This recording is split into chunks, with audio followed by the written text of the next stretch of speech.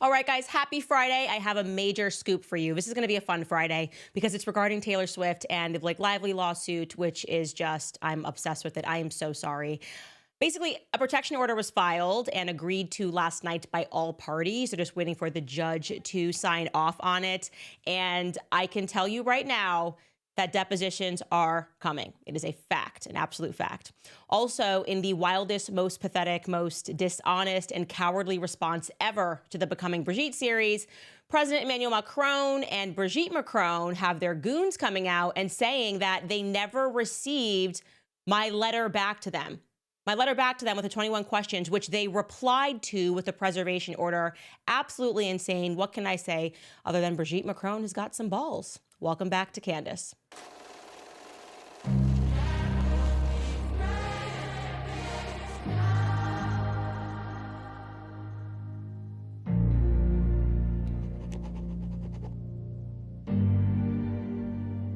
All right, guys, Taylor Swift. She is getting deposed. It is happening. It is happening. Everybody stay calm, okay? So yesterday, as I mentioned, yesterday evening, again at 11:02 p.m., I don't know why Blake Lively's team likes to file these things late in the day, knowing that I'm monitoring things and I can't stay up that late. But they filed a protective order. And I at first looked at it and I thought that they had done this by themselves, but actually it looks like it was agreed to by both parties to protect some of the things that may come up in discovery and through all of these subpoenas. Now, my lawyer told me that this is actually pretty standard. My poor lawyer, who I call all the time asking questions about this case, and he tells me that I'm not a party to the case at all, but he's got to give me legal advice anyways. This is a pretty standard thing that happens in commercial cases, and it's really just a measure that's used to protect business interests. So I'm giving you guys a really bad analogy here, but let's say I'm in court and I'm fighting with Chase Bank about something, and all of this is obviously public, and we move together for the judge to seal certain aspects because we don't need those things to become public fodder. So maybe it's like my account statements. Like, why does the public need to know if I'm waking up every day and buying Starbucks coffee? Whatever it is, it's just irrelevant to the public. And so that's what they're doing. They're trying to say, okay, there might be some things that come out that are not relevant to the public, but the language here in this protection order I found to be very interesting. And at first it made me think instantly of Taylor Swift. So we're going to pull this up. I'm calling this like the Taylor Swift clause. In the protection order, it says the person producing any given discovery material may designate it as confidential or attorney's eyes only. Only such portion of such material, the public disclosure of which is either restricted by law or will cause harm to the business, commercial, financial, or personal interests of the producing person and or a third party, including high-profile individuals to whom a duty of confidentiality is owed. I don't know why they are I don't know why we owe these high-profile people confidentiality. And that consists of A, previously non-disclosed financial information, blah, blah, blah, blah, blah. Okay, you get it. So I'm thinking this means like we're not going to be able to read these Taylor Swift text messages. We're not going to be able to read, or they're going to like seal her deposition. Turns out I am completely wrong because I have it on very good authority that Taylor Swift is going to get subpoenaed and she is going to be deposed and she is up first. They want her first. They have heard the public pleas, and essentially we're going to get it. We are finally going to get what we want. And this is a very, very, very big deal, and I'll tell you why. First and foremost, with my non-legal expertise, as I have said from the very beginning, smartest possible move for Justin Baldoni's team to make. I've said depose her. I wasn't sure they were going to do it because Brian Friedman was asked about it by Harvey Levin on TMZ, and he said, well, we don't know. We'll see which way this case goes. And I'm going, what do you mean you don't know? That would be like the very first thing I would do. I would depose Taylor Swift against Blake Lively because first and foremost, no matter how you feel about Taylor Swift, you have to recognize and respect the fact that she is a machine, okay? She is an absolute machine. She will do everything to protect her image. In other words, Blake and Ryan will wind up fighting a real dragon, okay? A real dragon that has an army of teenagers that are behind her. And it is my professional opinion that she was very much involved. She was involved in this circumstance, and that currently her team is lying to the public. I kept saying they are clearly lying to the public and trying to signal Justin Baldoni's team, like, look, we have nothing to do with this. We're not friends with her anymore. We don't even like her. We don't even know her. We can't believe she said this. They were running articles. She feels used. She feels abused. They claimed to TMZ in one article that she only met Justin once and it was briefly. And essentially she was startled because the meeting was supposed to be over at Blake's apartment. And then she arrived and Justin Baldoni was there. And then they painted this narrative like Taylor was just really nice. And because she thought this is Blake's boss and she was being really kind, had a brief discussion and never spoke to him again. And we just know objectively that that is not true, okay? We know objectively that is not true because both Blake Lively and Justin Baldoni, despite this contentious fight, have agreed on the fact that Taylor Swift was involved in this film, okay? They just have agreed on that without knowing that this fight was coming, when everything was all good in the hood and Blake Lively was using her name. So I'm gonna jog your memory just so you understand how many points she's involved in, how many times she could be subject to having to answer questions about maybe giving text messages pertaining to, first and foremost, the casting of young Lily Bloom, otherwise known as the actress Isabella Ferrer. Remember, she said this on the red carpet premiere. Did I hear that Taylor may have had some influence in getting Yes, she did. Yeah, I know. I don't even know if I'm meant to be saying it, but I'm saying it. Yeah, she was a helpful part of the process of the audition, which I found out later after I got it, and that rocked my world. Yeah. I have no words. And Justin Baldoni confirmed this in an interview. He said that this happened, but listen to his language, okay? Because it sounds like he's maybe seen Taylor Swift more than at that one time at the apartment in which she was, quote unquote, startled and never spoke to him again, according to the PR teams. Take a listen. She told me Taylor Swift helped her get the role, like signed off on her audition tape. I had brought in, I was casting, and I had actually brought in and showed her casting tape to Blake and Taylor, and they were both like, "Yes, her." And that's a true story. But she just blew me away. She just blew me away in the audition. Okay, so he showed the casting tape. Did all that happen in a couple of minutes? Or are we supposed to believe that happened in a couple of minutes at the apartment when she apparently just said, "Hi, bye, nice to meet you, boss"? He then said, "Oh, let me show you the casting tapes for Lily Bloom." More going on there, okay? They're lying to the public. And again, this is because Tree is trying to protect her client. The right thing to do, by the way. That is the job of a PR person, which is try to signal to the public that she wants nothing to do with it so that she doesn't have to get pulled into this. Now, we should also be reminded that Taylor Swift also allegedly got the lead composer on the film, Brian Tyler, fired, and the guy under him, allegedly for personal reasons. We were told by this anonymous Reddit post, which came out way before any of this broke in the public, and no one believed the person at the time. And yet everything this person has said has now fact-checked true. So they were alleging that Taylor Swift came in there and was like, if you want to use my song, My Tears Ricochet, which they did, again, showing that she was very involved in this film, then you can't have these guys as the composers. And we saw that whereas Brian Taylor is friends with Justin Baldoni, and he's worked with him in the past, and that he had written a score for this movie, for whatever reason, his music was not used. So where there is smoke, there is fire. And they have not explicitly denied that, despite the fact that all of the podcasters and TikTokers are speaking about that. There has not been this denial from Taylor Swift's camp. Then there's this, okay? We went over how odd the It Ends With Us credits were. Sexually harassed, and now we're just mocking him everywhere, mocking Justin Baldoni everywhere. But she thanks Taylor Swift, so bingo, obviously she was involved. Now you might say, oh, well, it's because her song was used. Well, we found out from that Reddit post that it was more than that. They had a sit down with Bradley Cooper, which is why he's mentioned in the It Ends With Us credits, because they had this like celebrity screening of Blake Lively's cut, but then the person said it was like her cut was problematic, so they brought in Taylor Swift's videographer or Taylor Swift's music video makers to help with the edit. Well, then I noticed that in the It Ends With Us credits, there is a person named Stefania Delowski, and I had not scooped this before. So I was looking up everybody on this list like a psycho, and I was like, who's Stefania Dulowski? It turns out that she is an editor, she's a director, and she's a photographer who previously worked with Taylor Swift. Not just Taylor Swift, but also Blake Lively. This is from Stefania Dulowski's website. She has a list of every music video she's worked on, and this is Taylor Swift's song, I Bet You Think About Me. You see it lists Shane Reed and also Blake Lively. This is Blake Lively in her directorial debut. This was back in November of 2021. So she directed Taylor Swift's video, and the person that did the edits was this Stefania, and they clearly brought on Stefania, Taylor Swift's team, to come in and get involved in this movie.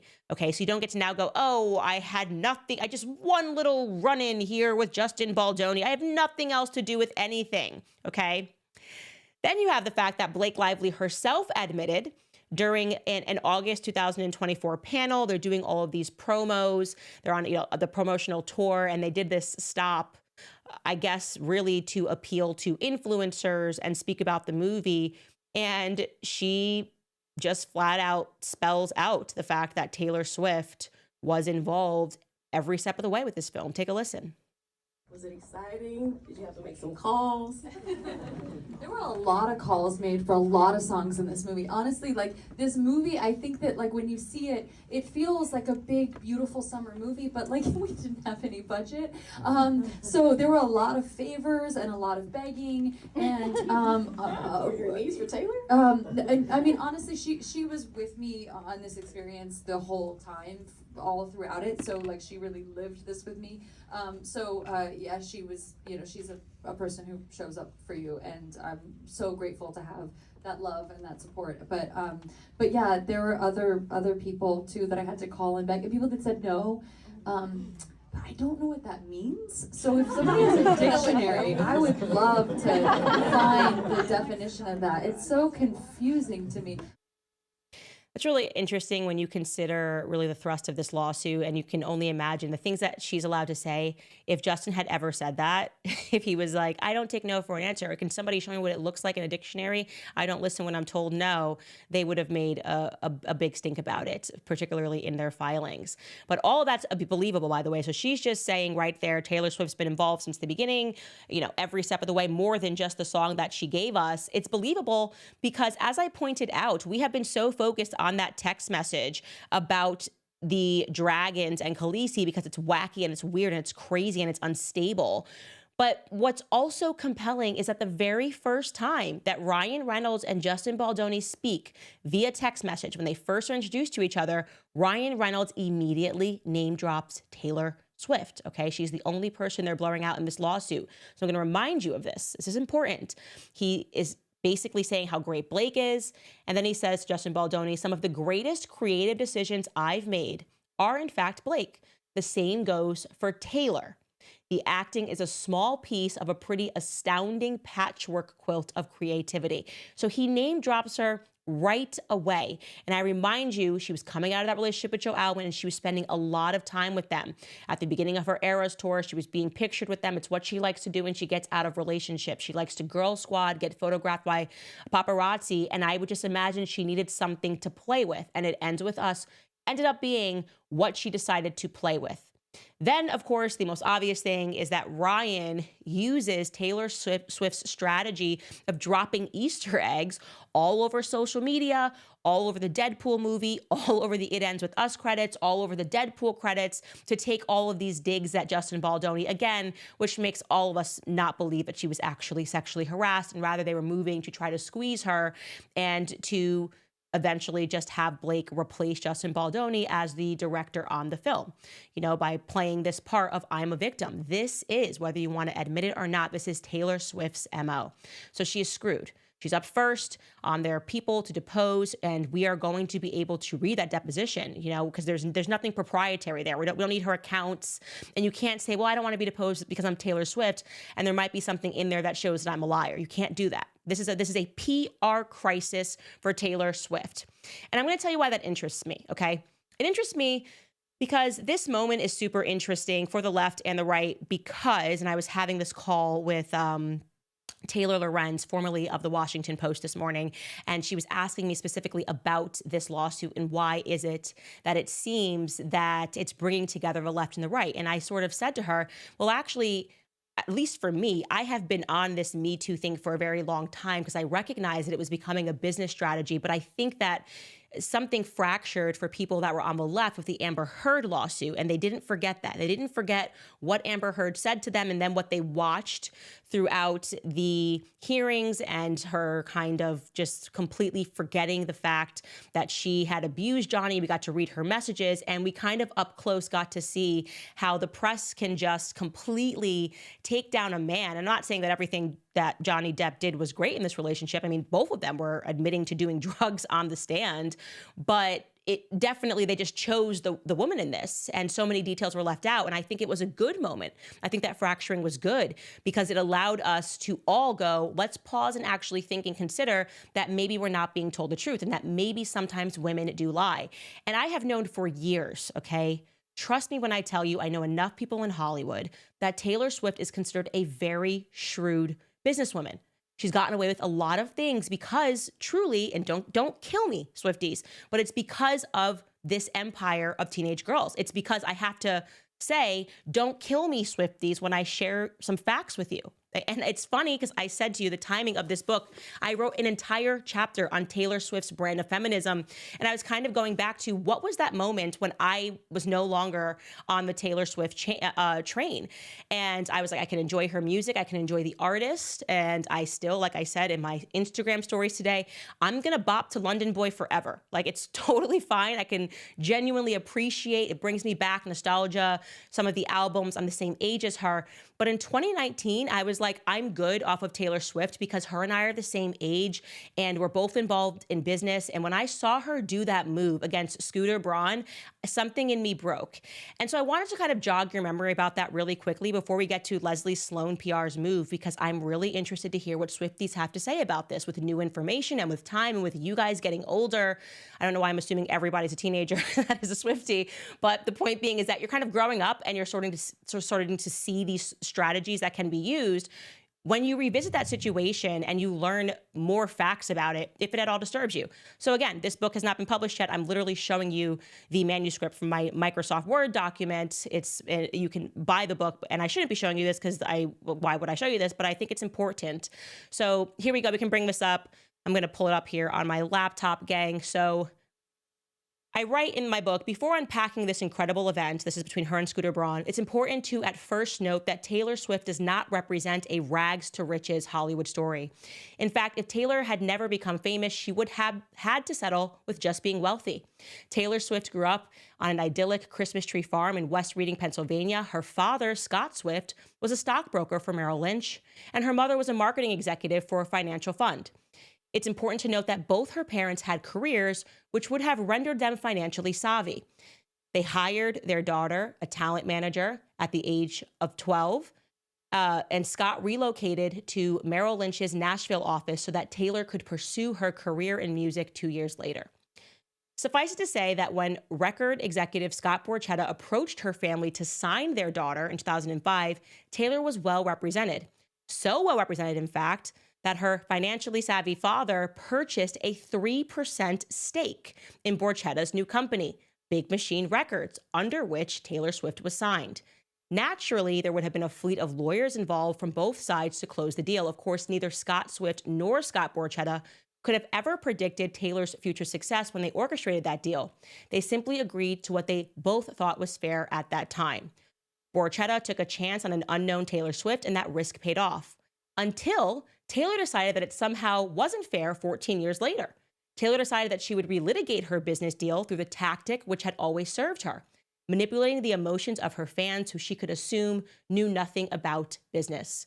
At the heart of the matter was a man named Scooter Braun who had recently just purchased Big Machine Records through his holding company. Through this perfectly legal business transaction, he had acquired the masters to the music catalog that Taylor Swift had created while under the label. For definition's sake, a master is effectively an original recording. Whoever therefore owns the master recording controls the destiny of the song.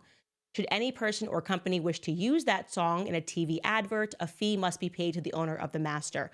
Okay.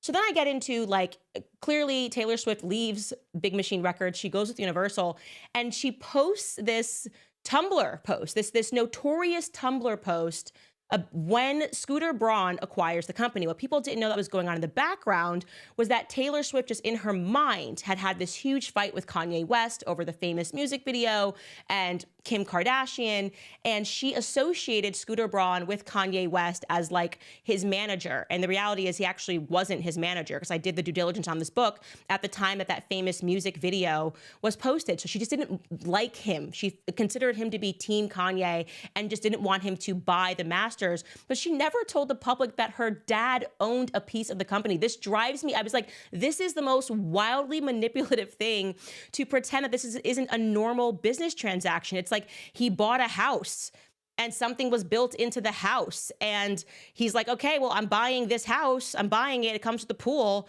And then Taylor Swift takes to Tumblr and she's like, I sat next to that pool and I wrote my songs. And it's like, girl, I don't care what your memories are here. I'm just buying a company. Like, I had nothing to do with the deal that you and your dad and Borchetta orchestrated. You're not the only person here under this record label. Anyways, getting to just showing you the beginning of her Tumblr post that she posted, because I just remember, again, her and I are the same age. I was like, this is insane. She wrote, for years, I asked, pleaded for a chance to own my work. Instead, I was given an opportunity to sign back up to Big Machine Records and earn one album back at a time. One for every new one I turned in. I walked away because I knew once I signed that contract, Scott Borchetta would sell the label, thereby selling me and my future. I had to make the excruciating choice to leave behind my past, music that I wrote on my bedroom floor and videos that I dreamed up and paid for from the money that I earned playing in bars, then clubs, then arenas, then stadiums. You pleaded for a chance to own your work. Did you talk to your dad? Why do you tell me like your dad was literally there were only 5 people that were a part of this business, and one of these people was her father. So this entire thing was just not plausible. And then she did, in a second maneuver, she posted this other Tumblr post, which is an objective lie. Guys, it's an objective lie, and again, relies on people not knowing business to call out this lie. It was about the AMAs. She wrote this. Guys, it's been announced recently that the American Music Awards will be honoring me with the Artist of the Decade Award at this year's ceremony. I've been planning to perform a medley of my hits through the decade on the show. Scott Borchetta and Scooter Braun have now said that I'm not allowed to perform my old songs on television because they claim that would be re-recording my music before I'm allowed to next year. So this is just an objective lie. For those of you that don't understand what a master recording is, it has nothing to do with you live performing something. It's literally just what you already recorded and that we own, right? So like it's on the album, and you could say you can't play this exact album, like My Tears Ricochet in the It Ends With Us movie. They could have stopped that, right? The exact copy. It has to be an exact copy. That is what the master is. It has nothing to do with live recording. And again, people who don't know business or know the ins and outs of music would have accepted this.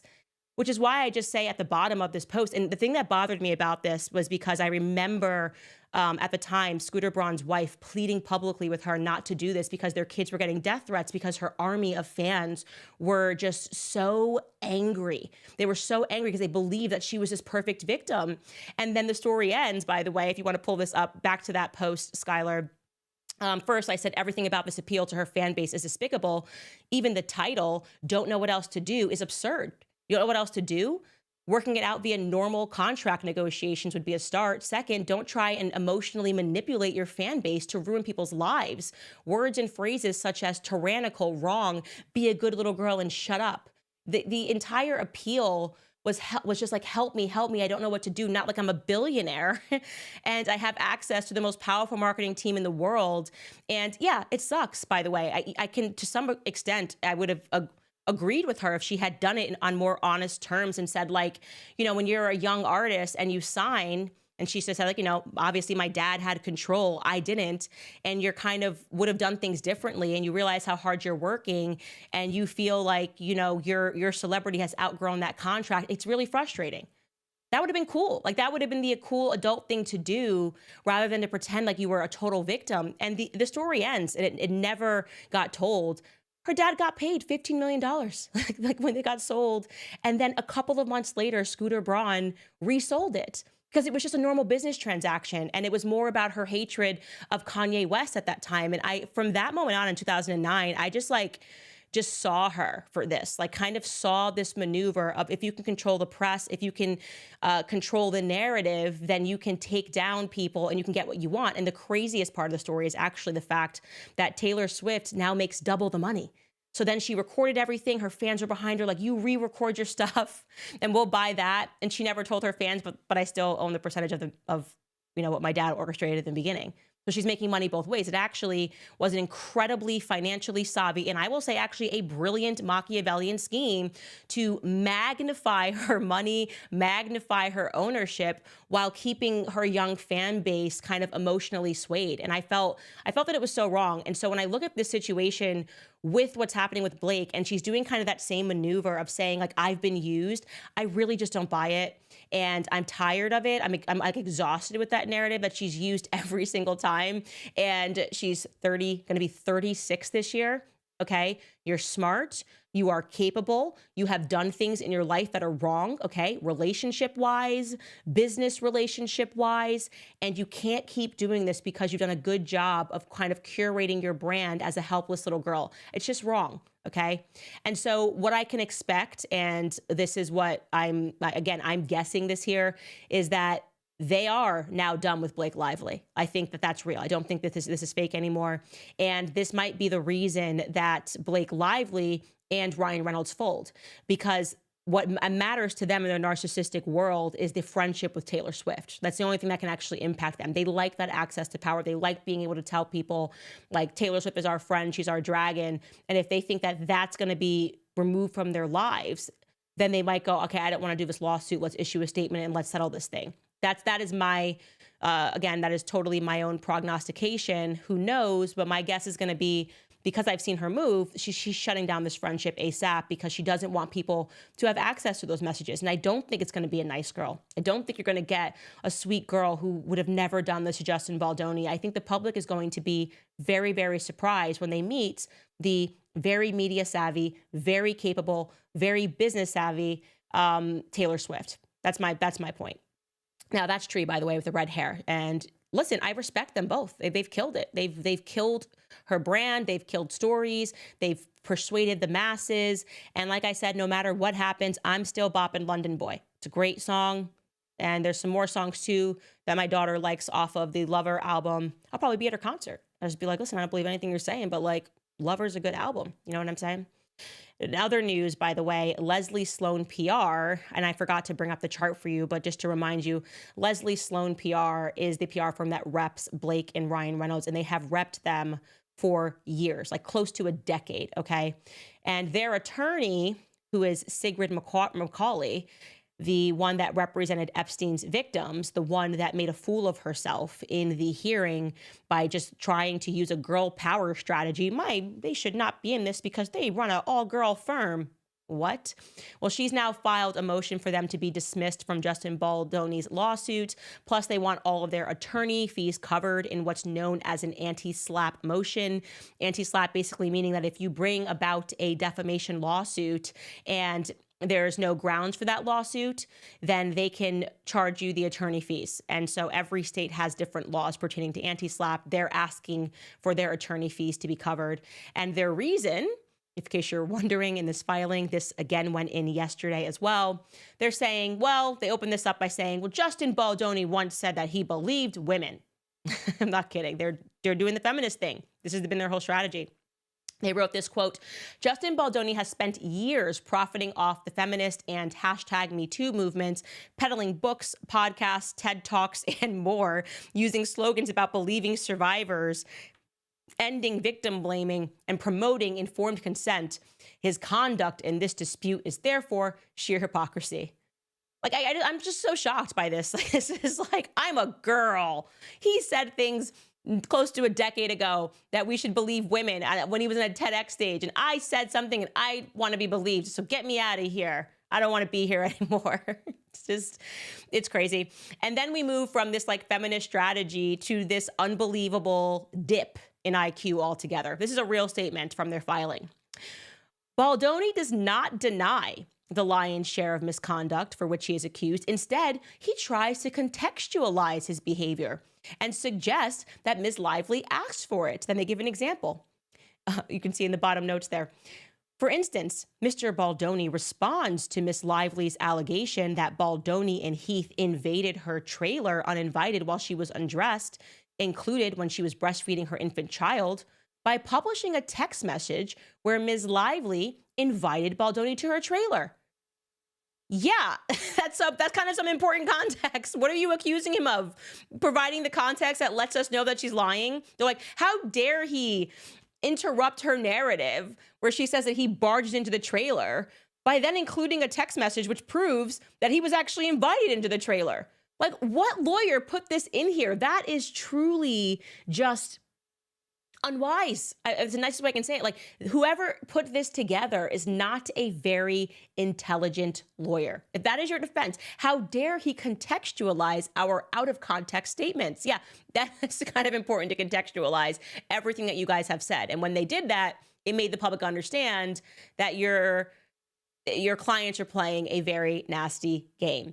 Then they go on and they accuse him of, like, you know, predatory behavior. He and his team used every weapon in their arsenal, blame, to embarrass, and to silence. And then they go back to that initial CRD complaint of trying to put things out of context. They say their crisis PR manager who promised to, quote unquote, bury Miss Lively and, quote unquote, destroy her life.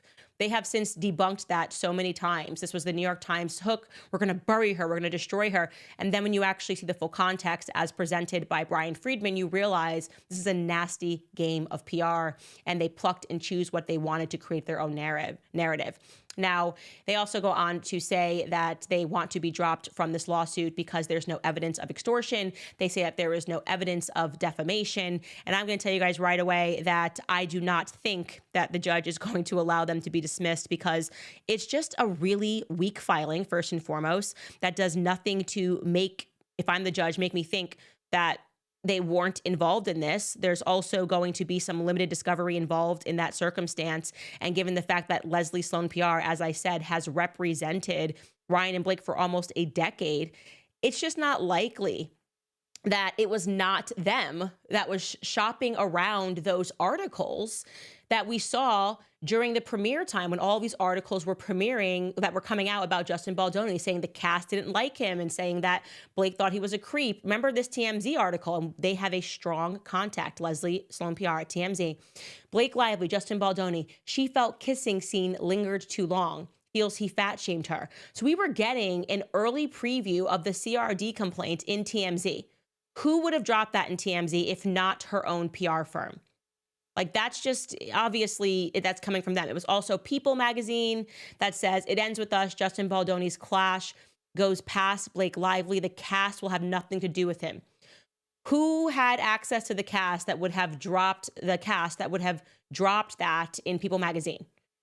They then go on, and I want to just blatantly call out the absolute BS on the claim that Leslie Sloan is saying that she did not get involved with her clients until August 8th, okay? That's from the filing. She did not get involved until August 8th. Look at that. Completely crazy. Ms. Sloan did not speak to the press about Baldoni until August 8th, when she responded to a press inquiry about a story that Baldoni's team had planted days, if not weeks earlier. Maybe you didn't directly speak to the press, Leslie. Maybe you had one of your younger, junior people on the team speak to the press, but you are not going to make the public believe that you were not involved until August 8th. You would have been involved all year, okay? Both of your clients, Ryan and Blake, had movies. Again, relying on the public to not understand how PR works. We are obviously not going to accept that you didn't get involved until August 8th, but Deadpool had premiered the month earlier. It Ends With Us had premiered, August 3rd, or maybe on August 8th, and in the midst of an absolute firestorm. We're supposed to think like you just weren't speaking to them or dealing with the press at all, or your firm was not dealing with the press at all. LOL. It's also highly unlikely that they were not involved when Jennifer Abel's phone got taken away. Remember that Jennifer Abel was the one who left Stephanie Jones' PR and then joined kind of the new PR and took Justin Baldoni with her. She got her phone taken away from Stephanie Jones. That was kind of the basis of a New York Times story, text messages that they forced her to hand over her phone, and then they found, and emails that were out of context. There's no chance that Ryan and Reynolds and Leslie Sloan did not speak before that. Now, I want to show you this before we move on from this, because I think this is insane. I think, and again, this is fully opinion, that Ryan Reynolds engaged, this psychopath, in trying to, once they had made the decision to go to the New York Times, which they had been threatening to do behind the scenes apparently, that he tried to essentially create an alibi for himself and for Leslie Sloan PR, because there's a very weird text message exchange that she drops. Allegedly, this text message that took place between her and Ryan Reynolds took place on August 13th. August 13th, okay? Let's pull it up. This is from the filing yesterday. Leslie says, "Hi, it's Les. Just checking in to tell you that I'm thinking about you, B and the family. Hugs to all, XX." Ryan then says, "Thank you. This is the craziest thing I've ever witnessed in my life, but it will be resolved." Okay, let me tell you right away what is wrong with that message on August 13th. Why is she saying, "Hi, it's Les"? Who starts a text message with like that with anyone? She's already admitted in her filing, she's saying she got involved. She didn't speak to the press directly until August 9th. I don't even believe that. But you're telling me that this is after Kirsten Flaw's video had dropped. Everything's going insane. He's had Deadpool. You're starting a message with, "Hi, it's Les"? You don't have his number? You don't have Ryan Reynolds. He's been your client for a decade. You don't have his number? The only excuse for this would be you had a new number. You got a new number. In which case you would have started with, "Hey, it's Les' new number." And he probably would have checked to make sure it was in fact Les, to make sure it was a new number or something. But why does she start this text with, "Hi, it's Les"? Then they go on and they say this is another exchange that they had. And this is very weird. Again, Ryan's way too formal. I'm telling you right now, I have a PR person. You are the most informal with your PR person. My guy's Mitchell, and you're constantly in fire, especially when you're a firestorm. Like, they call you up, they're like, the New Yorker is running a piece saying that you're Adolf Hitler. You're not like, hi, it's Mitchell. I would like to, I'm like, what the heck, what's going on? This is crazy. We have to stop this. This is insane. This is not true. Watch this next message that's next to it that Ryan allegedly sent. They're using this as proof that they had nothing to do with the storm. On the right-hand side there, Ryan says in perfect language, now we know he's crazy, so this makes me uncomfortable. It's like serial killer vibes. "Thanks for sending. It's imperative we stay silent on everything and speak to nobody. As I mentioned in Denmark before Blake's premiere, to not talk to anyone about any of these attacks on Blake. Just making sure you haven't done that at any point, ? I think this is sweet, Bart said. I think this is sweet that Bart said this, but the only thing to do is to remain quiet for now." So they're introducing this as a message that Ryan sent, okay, in mid-August to Leslie Sloan PR as proof that they had nothing to do with everything that was leaking. Pull that text back up, because no one texts like this. Don't forget that I also told you in Denmark back in August not to say anything. There's no record of that, so I'm creating it right here in this message. Do not talk to anyone about any of these attacks on Blake. Wink, wink. Hi, it's Les. Hey, Les, it's me, Ryan. Don't do the thing that we're definitely doing, but we need to now create a trail that says that we didn't do it. Are you feeling the same? You're definitely feeling the same, right? This is like, it's giving alibi. It is giving, we're making a decision to go crazy. He's trying to buy his company. And it's even crazier when you consider that he's saying, don't say anything after he's created the movie Deadpool, and he has said everything. Ryan has said everything that he could possibly say in the public sphere. Like, he is Petty Betty, okay? Petty Betty everywhere, all over the internet. I'm Deadpool in the credits. Now he's, hello, this is Ryan. Let's not do anything and be really mature. Remember when I also said let's not do anything at the premiere in Denmark? Guys, Smells like an alibi, and it was dumb. If you wanted to do an alibi, Leslie, don't start with hi, it's Les. Don't start with hi, it's Les. You got to. I can help you. I keep saying this, guys. If you give me a budget, I can help you. Call me, Ryan. Call me. Okay? Don't put me in the new Deadpool movie that's coming out and make petty little jokes. I can help you. You guys aren't being very smart right now. I know you're the magician, you're the narcissist that believes in his own magic, and you thought you definitely orchestrated this weird alibi thing that you're doing, but it was a bad idea. I know you can't see yourself because you think you're untouchable, but you've been touched, my friend. You've been touched. Hi, it's me, Candace. Please don't do anything. All right, guys, don't do anything as I read a couple of messages from our sponsors. First one coming up, Ramp. Do you want a better way to simplify finance operations for your business across expenses, vendor payments, and accounting? If so, Ramp could be a complete game changer for you. Ramp is the corporate card and spend management software that's designed to help you save time and put money back in your pocket. Ramp gives finance teams unprecedented control and insight into company spend. And with Ramp, you'll be able to issue cards to every employee with limits and restrictions and automate expense reporting so that you can stop wasting time at the end of every month. Ramp's accounting and software automatically collects receipts and it categorizes your expenses in real time so that you don't have to, and you will never have to chase down a receipt again, and your employees will no longer spend hours submitting expense reports. The time that you'll save each month on employee expenses will allow you to close your books 8 times faster. It is very easy to use. You can get started, issue virtual and physical cards, and start making payments in less than 15 minutes. So whether you have 5 employees or 5,000, and now you can get $250 when you join Ramp. You'll get $250 off. Just go to ramp.com/Candace. That is ramp.com/Candace. Again, that's ramp.com/Candace. Cards will be issued by Sutton Bank, which is a member of the FDIC. Terms and conditions, of course, will apply. Also, American Financing, I always tell you about them because you know that you work hard to support yourself and your family. And sometimes it just seems as though you're taking a step back every month instead of moving forward. When the bills are higher than what you bring in every month, you have to swipe that credit card to cover the difference, and the debt keeps adding up. But if you own a home, my friends at American Financing can help you break free from that cycle. American Financing is saving people just like you an average of $800 a month. You can think about what you could do with that extra $800 every month and not having to worry about those minimum monthly payments. And even better, it costs nothing to find out how much you could be saving. All it takes is a quick call to American Financing, and if you start today, you may be able to delay 2 mortgage payments. So call American Financing today and start your journey towards being credit card debt-free.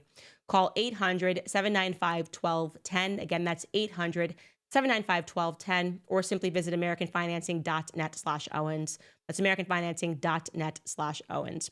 Okay, so yesterday we wrapped the Becoming Brigitte series, and obviously it's everywhere, okay? And there's just no way that they're not going to be questioned about it. Emmanuel Macron and Brigitte Macron are getting questions about it. They're trying to play it all cool. Their comments are being inundated. Everything they do now is being touched with people calling Brigitte Jean-Michel Trogneux. And so this is amazing. The AFP, so essentially the French AP, went out to Mrs. Macron, or whoever is in charge of Mrs. Macron's PR, and asked them about the Becoming Brigitte series. And Brigitte Macron's lawyer, whose name, the French lawyer, okay, because they have the American team, they're the ones that served me at my house, okay? They got us a letter, and then my legal team replied to them with 21 questions. And now their lawyer in France, a woman named Jean Anaki, she first confirmed, they asked, like, are these like excerpts that Candace showed on her show real? And they confirmed that the excerpts from the letters that I addressed on my show and published are, quote, indeed a reproduction of a letter from the American lawyer of the Macron couple.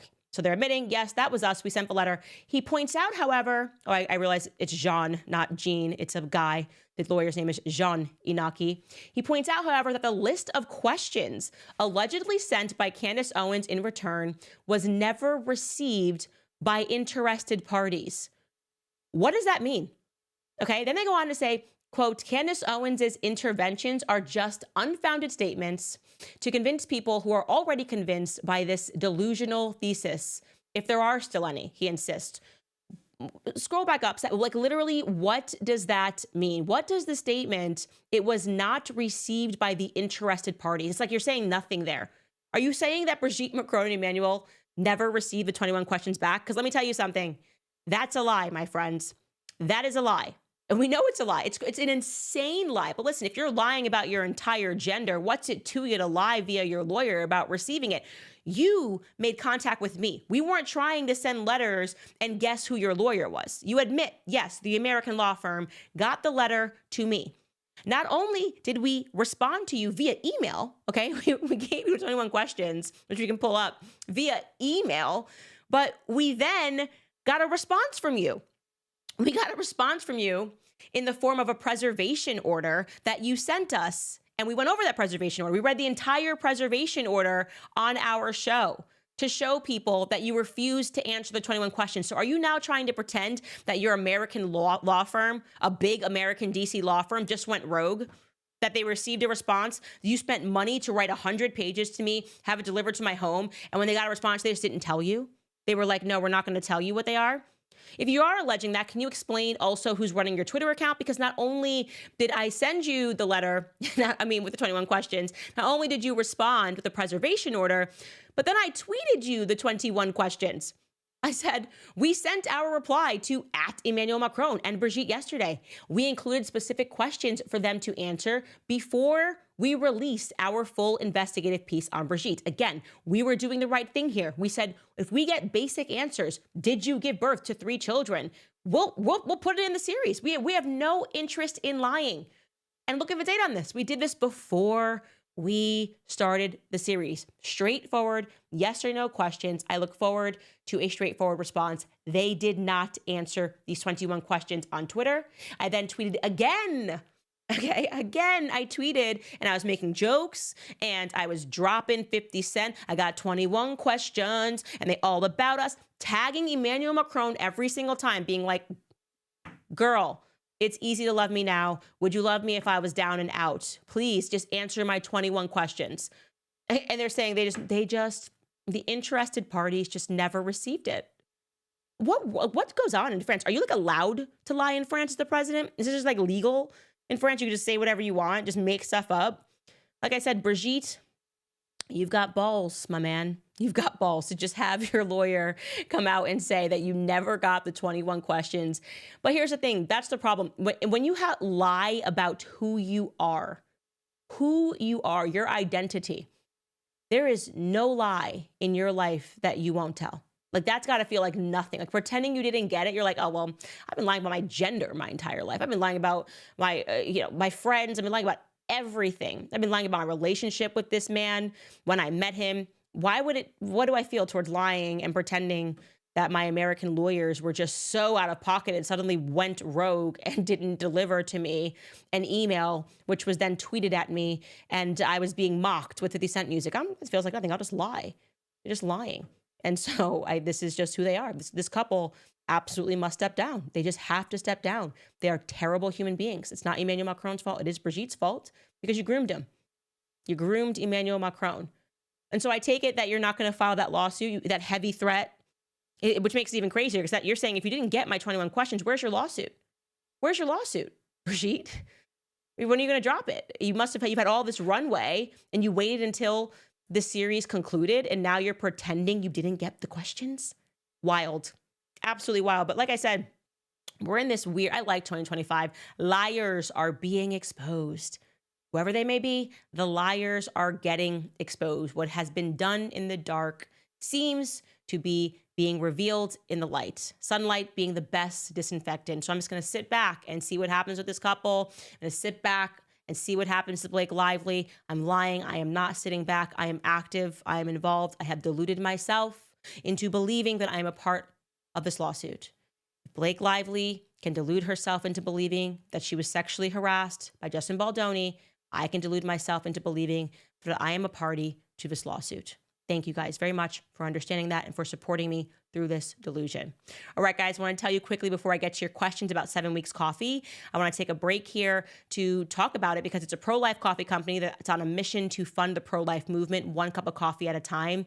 It's called 7 Weeks Coffee because at 7 weeks, a baby is the size of a coffee bean, and it's the same time a heartbeat is clearly detected on an ultrasound. They donate 10% of every sale to support pregnancy care centers across the country. They've raised over $750,000 for these centers and have saved thousands of lives. And I can tell you about the coffee coffee because I'm very picky about what I drink. It's mold-free, pesticide-free, shade-grown, low acid, and organically farmed.